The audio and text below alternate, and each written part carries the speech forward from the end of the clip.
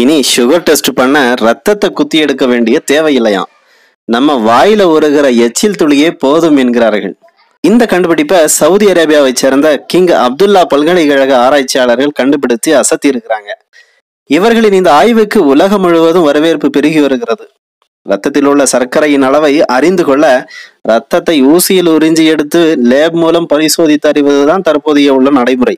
அல்லது வீட்டில் இருந்து கொண்டே சர்க்கரை நோயாளிகள் தங்களின் இரத்த சர்க்கரை அளவை பரிசோதனை செய்து கொள்ள குளுக்கோமீட்டரை பயன்படுத்தி சில சொட்டு ரத்தத்தை அதில் செலுத்தி அவற்றின் மூலம் ரத்தத்தில் உள்ள சர்க்கரையின் அளவை தெரிந்து கொள்வாங்க.